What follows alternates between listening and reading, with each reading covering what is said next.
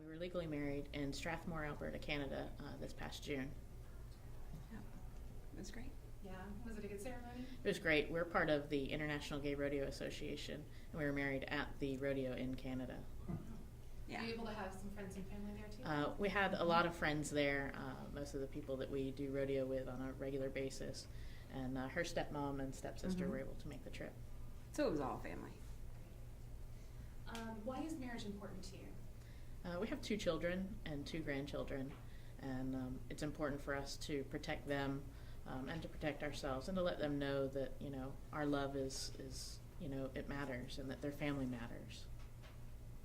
Yeah, I feel like I actually managed to skip a question now that you mentioned your children. So tell me a little about your family. We have 2 children. They're both Bonnie's biological children, 24 and 15. And we have 2 grandchildren, 5 and a half and 2. Can you tell me, how has not having marriage rights affected your family? With the kids specifically, Yeah. you know, we've had issues with school. We live out in rural Hillsborough County, out in eastern Hillsborough County.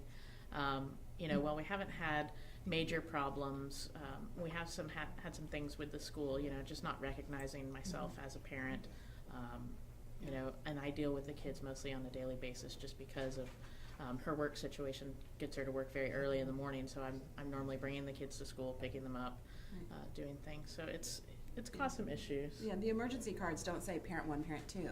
They say male parent, female parent. So where do I put her? So I've actually been father So only. I take a Sharpie marker and I mark out male parent, and I put parent 2. And I've only had one person in the office say anything to me, and I said, if you don't like it, tough. This is the way it is. So, but most everybody else has been fine with it, and they understand it, and they're like, oh, Kelsey, your other mom is here, and you know, so. That's a good way to be referred to too. Other Get mom. the other mom. The other mom.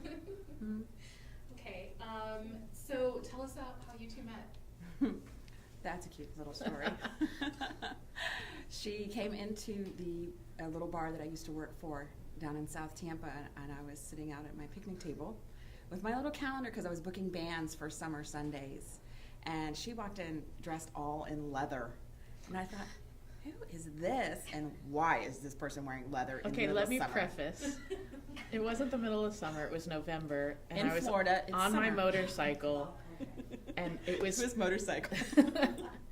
But you I know, didn't it know was that. 70 during the day, and at night, you know, it gets down to be, you know, a little chilly, 50, and when you're on a motorcycle at 50, that's really about 20 degrees. Right. So yes, I was, you know, I had my leather chaps on and a leather vest and, you know, a do-rag, and I'm sure that I looked a little crazy walking Hot in, mess. but That's what I referred to her as a hot mess.